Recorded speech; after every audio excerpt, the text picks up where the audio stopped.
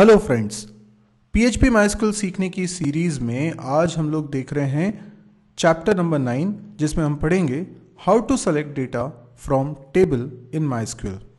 मैं आपको एक बार रिकॉल करा देता हूं कि हम लोग इस कोर्स में बेसिकली एक वेब एप्लीकेशन बनाने के लिए जितनी मिनिमम चीज़ें सीखने की ज़रूरत होती है वो सब कुछ कवर कर रहे हैं। हमने इसी चैनल पे HTML के वीडियोस भी देखे, CSS के वीडियोस भी देखे, जावास्क्रिप्ट, jQuery और PHP के वीडियोस देखे। अभी MySQL के वीडियोस हम देख रहे हैं और MySQL के इससे पहले 8 वीडियोस आ चुके हैं। ये 9th चैप्टर हम लोग देखने वाले हैं। तो आइए स्टार्ट करते हैं। आज का हमारा जो मकसद है वो है सेलेक्ट कमांड को सीखना। तो जब हम सेलेक्ट कमांड को सीखेंगे तो इससे क्या होगा, टेबल में रखे डेटा को हम व्यू कर पाएंगे। ध्यान रखिए, टेबल जिसके अंदर बहुत सारे रिकॉर्ड्स रखे हैं उसमें से मैं डेटा डिलीट नहीं करना चाहता हूं, बल्कि उसमें रखे डेटा को व्यू करना चाहता हूं, देखना चाहता हूं, उसका इस्तेमाल करना चाहता हूं। तो मैं उसके लिए सेलेक्ट कमांड का यूज़ करूंगा। इससे डेटा रिमूव नहीं होता है, लेकिन उसकी कॉपी आपको ज़रूर मिलती है। तो इसको करने के लिए पहले हम समझते हैं कि सेलेक्ट कमांड, पहले तो मैं आपको बता दूं, बहुत ज़्यादा यूज़ में आती है।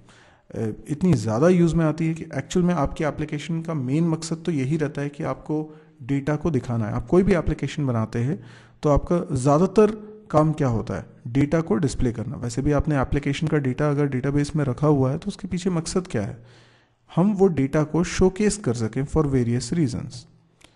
तो वो डेटा को डिस्प्ले कराने के लिए आपको डेटा को पहले सेलेक्ट करना पड़ेगा टेबल में से, तब आप उसको डिस्प्ले करा पाएंगे। तो सेलेक्ट कमांड जब हम सीख रहे हैं तो इसमें बहुत सारे वेरिएशंस हैं, बहुत सारी फैसिलिटीज़ आपको मिलती हैं जिससे आप डेटा को अपने तयशुदा मानकों के हिसाब से सेलेक्ट कर सकते हैं। तो फिलहाल हम पूरा सेलेक्ट तो नहीं पढ़ रहे हैं आज, उसको हम आगे के वीडियोस में भी कवर करते रहेंगे। लेकिन फिलहाल आज जो सबसे ज़्यादा इम्पॉर्टेंट और सबसे ज़्यादा बेसिक है उसको हम कवर करने जा रहे हैं। तो सबसे पहले मैं आपको बता दूं कि हमें 4 चीज़ें देखनी हैं। सबसे पहले मैं चाहता हूं टेबल की सारे columns, all columns and all rows, ये मैं देखना चाहता हूं। ठीक है, इसके लिए मुझे क्या लिखना होगा वो मैं पहले बताऊंगा, फिर हम बात करेंगे सेलेक्टेड कॉलम। सेलेक्टेड मतलब हम टेबल में भले ही 10 कॉलम है, लेकिन हम 10 के 10 कॉलम शो नहीं करना चाहते हैं, हम कुछ सेलेक्टेड कॉलम्स शो करना चाहते हैं। सेलेक्टेड कॉलम्स बट ऑल रोज। ठीक है, ऑल रोज। अच्छा, तीसरा क्या हो सकता है, ऑल कॉलम्स। कॉलम्स तो हम सारे देखना चाहते हैं, लेकिन रोज हमारी सेलेक्टेड हो, सेलेक्टेड रोज। और चौथा हो सकता है सेलेक्टेड कॉलम्स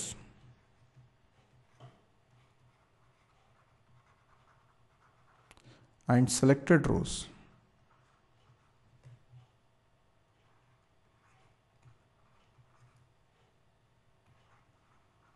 ठीक है, आइए सबसे पहले हम स्टार्ट करते हैं ऑल रोज और ऑल कॉलम से। पहला वाला, तो हम सबसे पहले कीवर्ड लिखेंगे सेलेक्ट।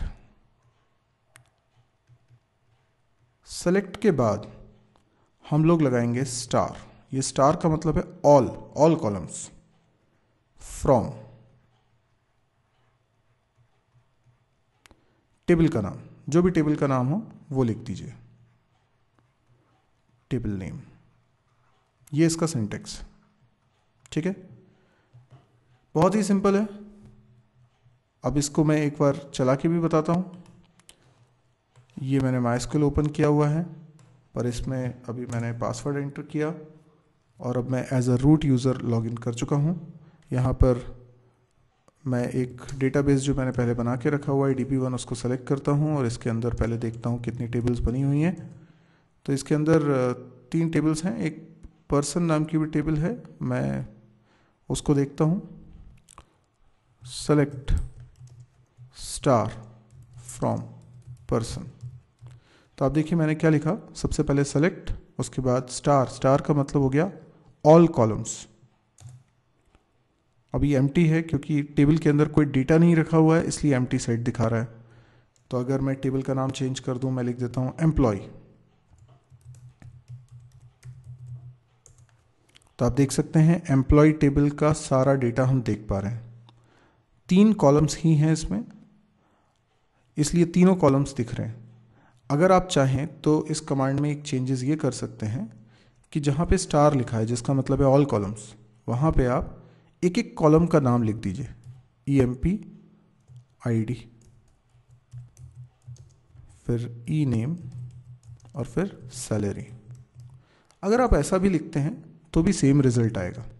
तो फिर कोई भी ऐसा क्यों लिखेगा कि एक एक कॉलम का नाम मेंशन करे, क्योंकि इसमें तो उसे लिखना ज़्यादा पड़ रहा है, स्टार लिख के तो उसका काम चल रहा है। ऐसा वो तब लिखना चाहेगा जब वो सीक्वेंस डिफरेंट चाहता है। मान लीजिए वो चाहता है कि पहले सैलरी दिखे और उसके बाद नेम दिखे, अगर वो ऐसा चाहता है तो फिर तो उसे एक्सप्लिसिटली लिखना पड़ेगा। देखिए नाम अब बाद में दिख रहा है, अगर स्टार लगाएंगे तो वो वही ऑर्डर फॉलो करेगा जिस ऑर्डर में आपने टेबल के अंदर कॉलम्स कंस्ट्रक्ट किए थे क्रिएट टेबल कमांड से। तो ये तरीका हो गया ऑल कॉलम्स ऑल रोज का। अगला हमको देखना है सेलेक्टेड कॉलम्स। सेलेक्टेड कॉलम्स का मतलब ये हुआ कि पहले तो आप लिखिए सेलेक्ट कमांड, सेलेक्ट कीवर्ड, ठीक है। उसके बाद आप कॉलम के नाम लिखिए, जितने कॉलम्स आपको देखने हैं उतने कॉलम्स के नाम, एक कॉलम या एक से ज़्यादा। और उसके बाद लिखिए फ्रॉम, और फ्रॉम के बाद टेबल नेम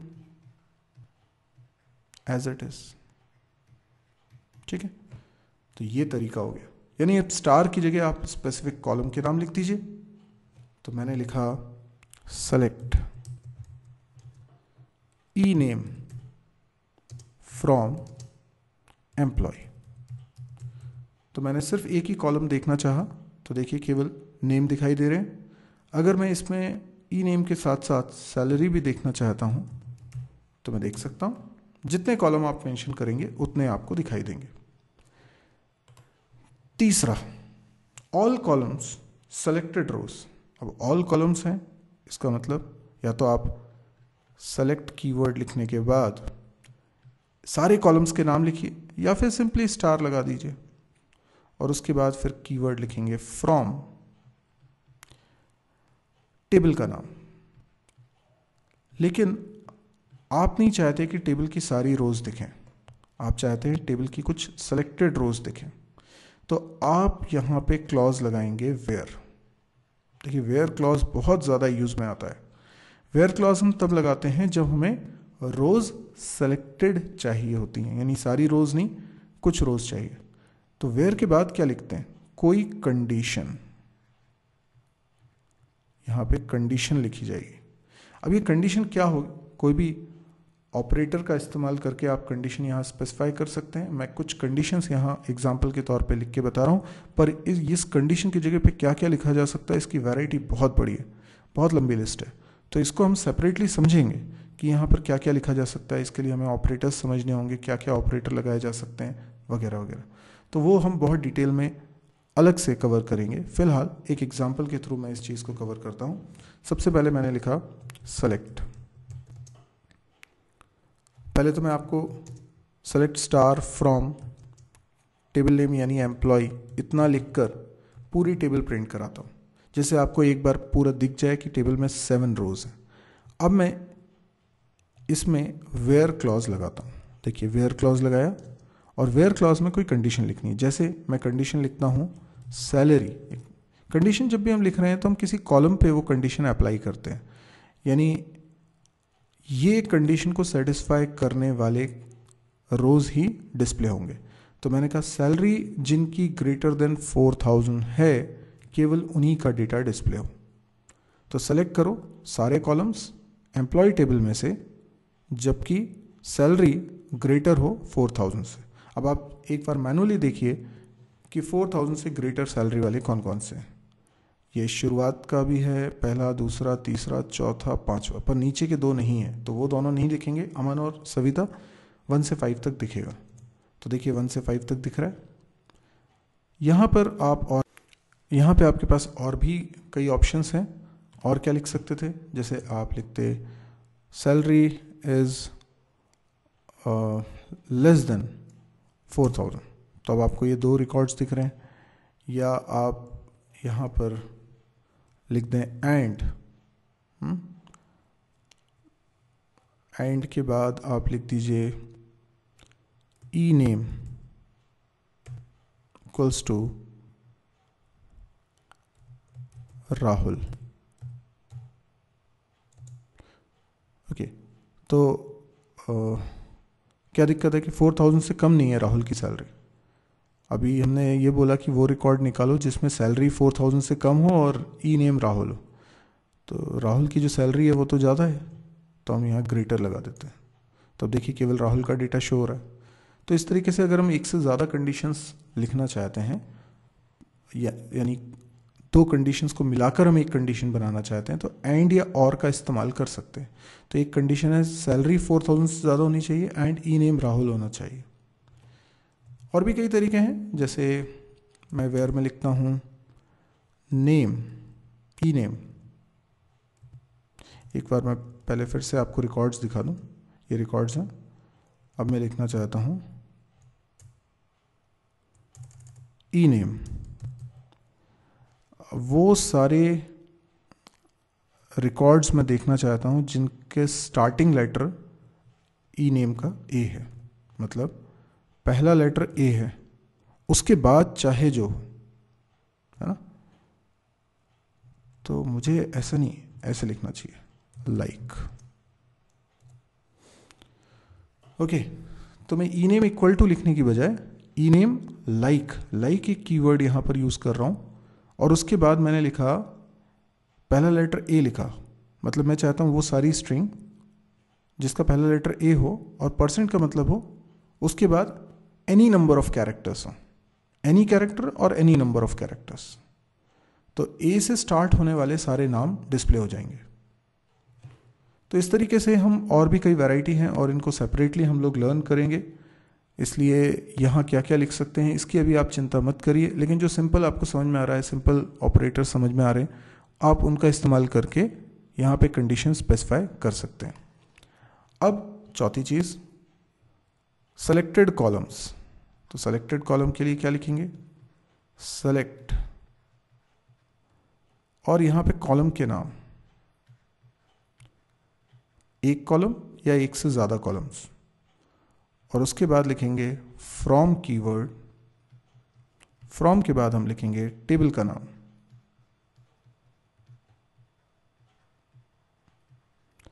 इसके बाद हम लगाएंगे वेयर क्लॉज और फिर जो भी कंडीशन हमको देनी है वो कंडीशन देंगे। तो ये भी सिंपल है, अब आपको समझ में आ ही चुका था।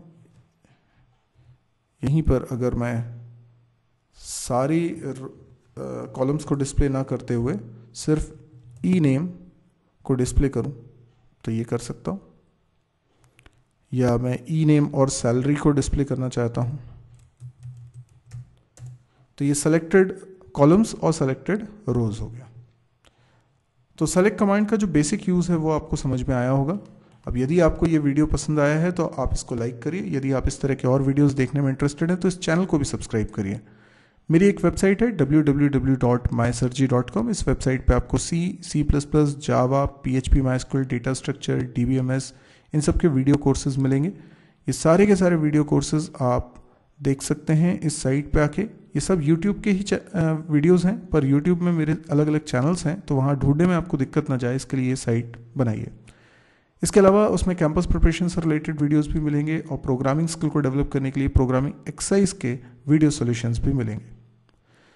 साथ ही साथ इस साइट पे डेली एक नया वीडियो अपलोड होता है, तो कंटेंट इसमें काफ़ी सारा है भी और बहुत जल्द ही बहुत सारा और कंटेंट इसमें अपलोड होगा। इसके अलावा ये साइट पे सारे के सारे वीडियोस फ्री हैं और हिंदी में हैं। तो अगर आपको लगे कि ये साइट बहुत वर्थ है और आपके बहुत काम आ रही है तो ऐसे बहुत सारे लोग होंगे जिनको इसकी ज़रूरत है। ख़ासतौर पे वो लोग जिनकी इंग्लिश कमज़ोर है, वो इंग्लिश में प्रॉपरली कॉन्सेप्ट्स को समझ नहीं पाते हैं, या जहाँ पे पढ़ाई की उतनी अच्छी फैसिलिटी नहीं है, टीचर्स नहीं है, तो हो सकता है कि ऐसे कई सारे रीजंस हों जिसकी वजह से उन्हें इन वीडियोस की बहुत ज़रूरत हो। तो मेरे समझ से अगर आप इसको शेयर कर दें तो ये बहुत लोगों के लिए हेल्प हो सकती है।